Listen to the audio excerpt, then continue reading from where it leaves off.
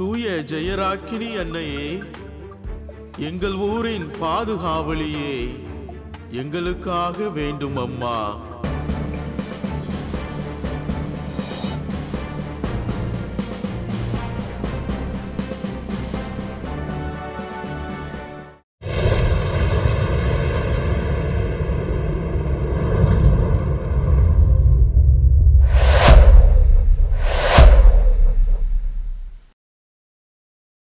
இயேசுவில் பிரியமான சகோதர சகோதரிகளே, தூய ஜெயராக்கினி அன்னை மீடியா வலையொலி மூலமாக உங்கள் ஒவ்வொருவரையும் சந்திப்பதில் மிகுந்த மகிழ்ச்சி அடைகிறேன். ஆண்டின் பொது காலத்தின் 2ஆம் ஞாயிறுக்கான மறையுரை சிந்தனைகளை உங்களோடு பகிர்ந்து கொள்வதில் மகிழ்ச்சி அடைகிறேன்.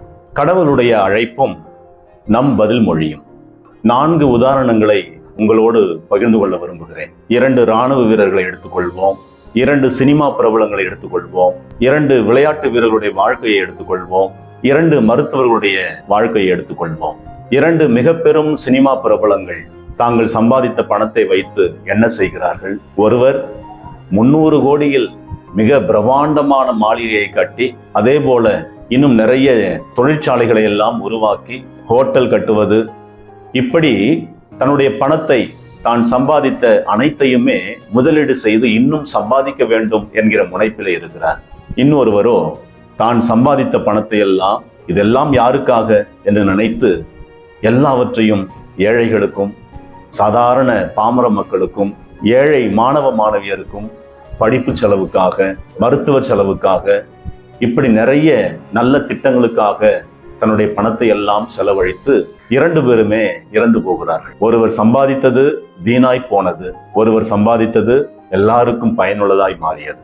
அன்பிற்குரியவர்களே, 2 இராணுவ வீரர்களுடைய வாழ்க்கை. ஒருவர் நாட்டிற்காக தன்னுடைய உயிரை தியாகம் செய்கிறார். ஒரு போரிலே தன்னுடைய நாட்டிற்காக போர் புரிந்து தன்னுடைய உயிரை இழக்கிறார். அது தியாகமாய் மாறுகிறது.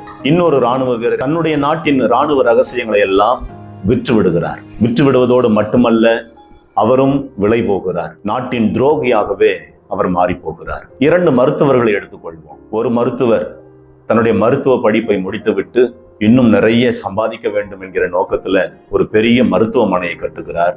அதில் ஏராளமான வசதிகள் நிறைந்த மருத்துவ வசதிகள் என எல்லாவற்றையும் ஏற்பாடு செய்து சம்பாதிக்கின்ற நோக்கத்தோடு, லாப நோக்கத்தோடு மருத்துவத்தை வியாபாரமாக்கி அவர் பணம் பார்க்க விரும்புகிறார்.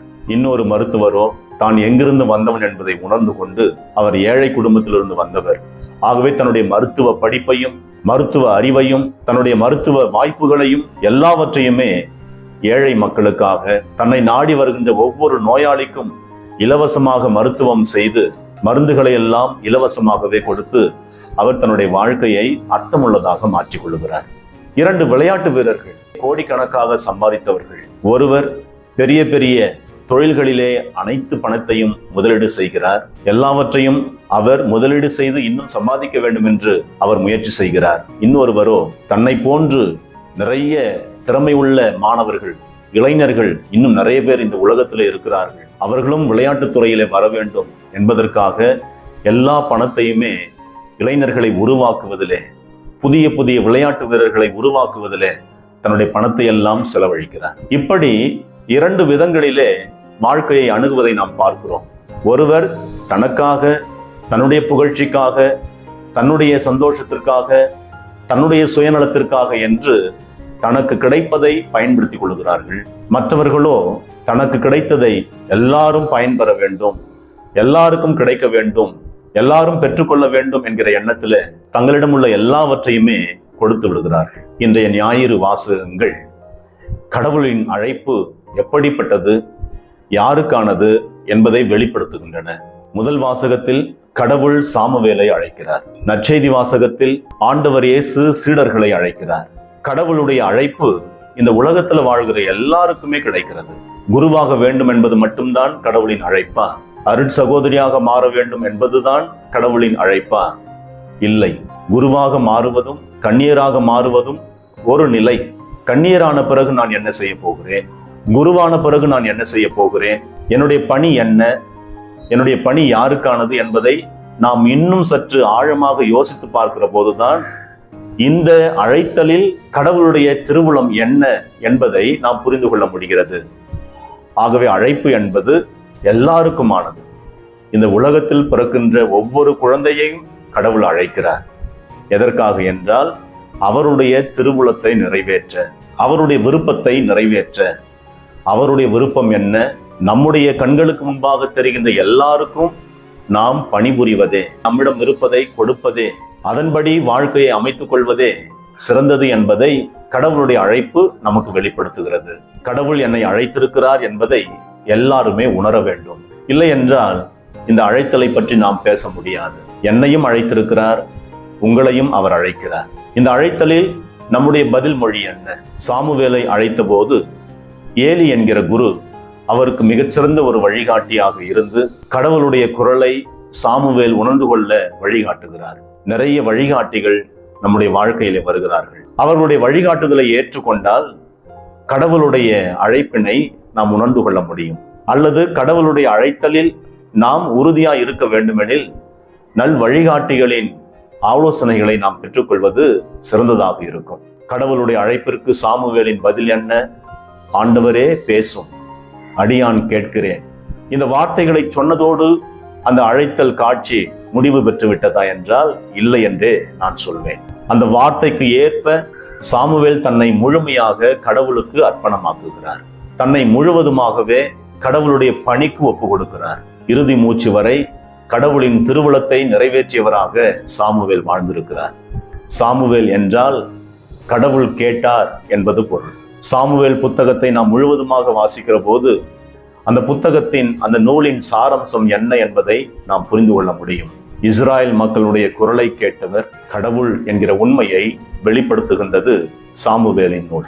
அன்னாவின் கூக்குரலுக்கு செவிசாய்த்த இறைவன், இஸ்ராயல் மக்களின் விருப்பத்தை நிறைவேற்றிய இறைவன், சாமுவேலை அழைத்த இறைவன் இன்றைக்கு நம்முடைய குரலையும் அவர் கேட்கிறார், நம்முடைய பதிலையும் அவர் எதிர்பார்க்கிறார். அவர் நம்மை அழைக்கிறார் என்றால் அவருடைய அழைப்பிற்கு நம்முடைய பதில் என்னவாக இருக்க போகிறது? ஆண்டவரே பேசும், அடியான் கேட்கிறேன் என்று சொல்லிவிட்டு அதோடு இந்த அழைத்தலை நாம் முடித்துக் கொள்ளப் போகிறோமா? இறுதி மூச்சு வரை ஆண்டவர் என்னிடம் என்ன எதிர்பார்க்கிறார் என்பதை அறிந்து நாம் செய்ய போகிறோமா? நற்செய்தி வாசகத்தில் ஆண்டவர் இயேசுவை திருமுழுக்கு யோவான் இதோ கடவுளின் ஆட்டுக்குட்டி என்று முன்மொழிந்து சீடர்களுக்கு அடையாளம் காட்டுகிறார். சீடர்களும் ஆண்டவரை அணுகி நீர் எங்கே தங்கியிருக்கிறீர் என்று கேட்க வந்து பாருங்கள் என்று சொல்கிறார். அவர் தங்கியிருக்கும் இடத்தை கண்டுகொண்ட பிறகு ஆண்டவர் இயேசுவை பின்பற்றுகிறார்கள். தாங்கள் கண்டுகொண்டதை, தன்னுடைய சகோதரரின் அனுபவத்தை அறிந்து கொண்ட சீமோன் நானும் அவரை சந்திப்பேன், நானும் அவரை பின்பற்றுவேன் என்கிற நோக்கத்தில் ஆண்டவரை வந்து பார்க்கிறார். ஆண்டவரும் அழைக்கிறார், நீ பாறை, இந்த பாறையின் மீது என் திரு அவையை கட்டுவேன் என்று சொல்லி ஆண்டவர் இயேசு இறையாட்சி பணிக்கு அவரை அடித்தளமாக மாற்றுகிறார். கடவுளுடைய அழைப்பிற்கு சீமோன் தக்க விதத்தில் பதில் மொழி தந்தார். அன்பிற்குரியவர்களே, அழைத்தலை உணர்ந்து கொண்ட ஒவ்வொருவரும் அந்த அழைத்தலுக்கு எப்படி பதில் மொழி தர வேண்டும் என்றால் தங்களுடைய உடலின் வழியாகவே பதில் மொழி தர வேண்டும். உடல் இல்லாமல் நாம் ஒன்றும் செய்ய முடியாது. கடவுளுடைய அழைப்பிற்கு தக்க விதத்தில் நாம் பதில் தர இந்த உடலைத்தான் நாம் பயன்படுத்த வேண்டும், இந்த உடலைத்தான் நாம் அர்ப்பணிக்க வேண்டும். ஏனென்றால் இன்றைய 2வது வாசகத்தில் இந்த உடலை பற்றி பவுல் குறிப்பிடுகிற போது நம்முடைய உடல்கள் தூய ஆவியின் ஆலயங்கள் என்று குறிப்பிடுகிறார். நம்முடைய உடல்கள் நமக்குரியது அல்ல, அது ஆண்டவருக்கு உரியது, ஆண்டவருக்கு சொந்தமானது. இதில் நாம் உரிமை பாராட்ட முடியாது. ஆகவே இந்த உடலை ஆண்டவருடைய அழைப்பிற்கு முழுமையாய் அர்ப்பணிக்க வேண்டும் என்பதே 2வது வாசகத்தின் சாராம்சமாகும். அன்பிற்குரியவர்களே, கடவுளுடைய அழைப்பை நிறைவேற்ற, கடவுளுடைய குரலுக்கு செவிசாய்க்க, கடவுளுடைய திருவுளத்தை நிறைவேற்ற இந்த உடலை நாம் முழுமையாக அர்ப்பணிப்போம். இந்த உடலுக்கு எதிரான பாவம் ஆண்டவரின் அழைத்தலுக்கு எதிரான பாவமாக மாறுகிறது. ஏனென்றால் இந்த உடலுக்கு எதிராக நாம் தீங்கு விளைவித்து இந்த உடலை அழித்து கொண்டால் அவருடைய திருவுளத்தை நிறைவேற்ற இந்த உடல் இருக்காது. ஆகவே உடலுக்கு எதிரான பாவம் ஆண்டவருடைய அழைத்தலுக்கு எதிரான பாவமாக மாறுகிறது. ஆகவே பாவம் செய்து இந்த உடலை அழித்துக் கொள்வதோடு மட்டுமல்ல, கடவுளுடைய திருவுளத்தை நிறைவேற்றாமல் போவதற்கு ஒரு வாய்ப்பை உருவாக்கி கொள்ளாமல் இந்த உடலை ஆவியின் ஆலயமாக நாம் பராமரித்து பேணி பாதுகாத்து தூய ஆவியின் இயக்கத்தினால் நாம் இயக்கப்பட்டு கடவுளுடைய அழைப்பை முழுமையாக நாம் வாழ்ந்து காட்டுவோம். ஆண்டவர் இயேசு தந்தை கடவுளின் திருவுளத்தை தன்னுடைய உடலை கொண்டு தன்னுடைய உடலுக்குள்ளும் தன்னுடைய உள்ளத்திற்குள்ளும் இருந்த ஆவியின் தூண்டுதலால் முழுமையாக நிறைவேற்றினது போல நாம் ஒவ்வொருவரும் தூய ஆவியின் ஆலயங்களாக இருந்து கடவுளுடைய திருவுளத்தை முழுமையாக நிறைவேற்ற நம்மை நாம் முழுமையாக அர்ப்பணிப்போம். நாம் முதலில் கேட்ட எடுத்துக்காட்டுகளைப் போல நல்லது என்று முடிவெடுத்து தங்களுக்கு கிடைத்ததையெல்லாம் மற்றவர்களுக்காக கொடுத்தார்களே, அதுபோல நம்முடைய வாழ்க்கை மற்றவருக்காக, நம்முடைய உழைப்பு மற்றவருக்காக, நம்முடைய தியாகம் ஏழை எளிய மக்களுக்காக என்று சொல்லி நம்மை முழுமையாக பிறருக்காக கடவுளுக்காக அர்ப்பணிக்க இந்த உடலையும் இந்த உள்ளத்தையும் நாம் அர்ப்பணிப்போம். இறைவன் நம் ஒவ்வொருவரையும் நிறைவாக ஆசீர்வதிப்பாராக.